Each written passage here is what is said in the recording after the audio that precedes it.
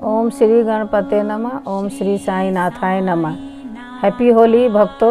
आप सबों को बाबा का आशीर्वाद और कृपा मिलते रहे, यही मेरा बाबा से प्रार्थना है। श्री साईं चरित अध्याय 7 का तीसरा भाग, बाबा की यौगिक क्रियाएं।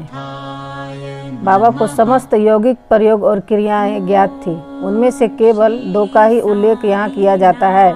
पहला है धोती क्रिया। आते शौच करने की क्रिया प्रति तीसरे दिन बाबा मस्जिद से पर्याप्त दूरी पर एक बट वृक्ष के नीचे किया करते थे। एक अवसर पर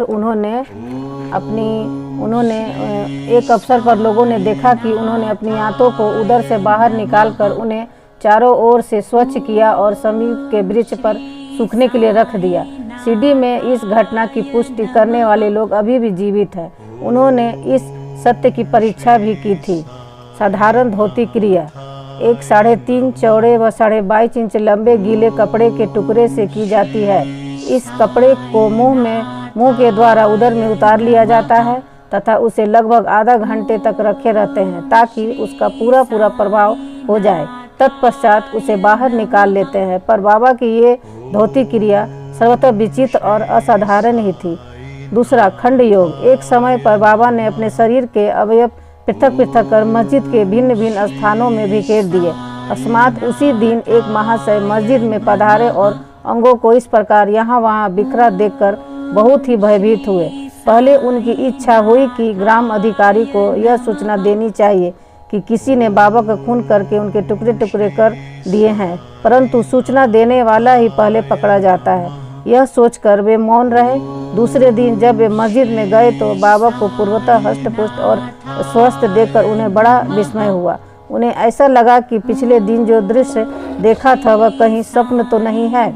बाबा बाल्यकाल से ही यौगिक क्रियाएं किया करते थे और उन्हें जो अवस्था प्राप्त हो चुकी थी उसका सत्य ज्ञान किसी को भी न था। चिकित्सा के नाम से उन्होंने कभी किसी से एक पैसा भी स्वीकार नहीं किया।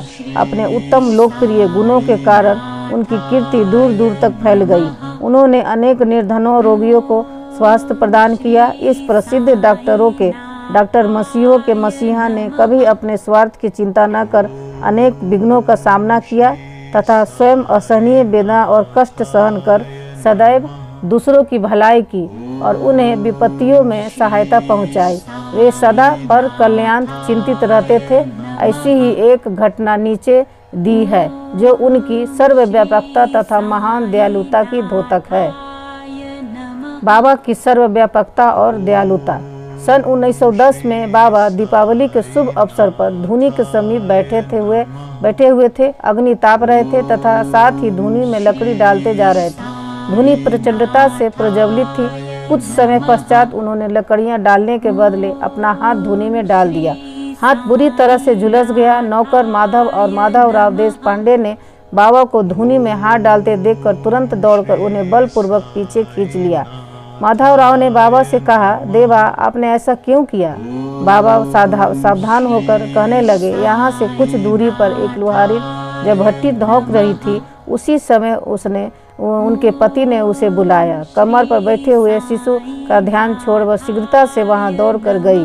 अभाग्यवश शिशु फिसलकर भट्टी में गिर पड़ा। मैंने तुरंत भट्टी में हाथ डालकर शिशु के प्राण बचा लिए। मुझे अपना हाथ जल जाने का कोई दुख नहीं है, परंतु मुझे संतोष है कि एक मासूम शिशु के प्राण बच गए। बोलो श्री सद्गुरु साईनाथ महाराज की जय। ओम श्री साई।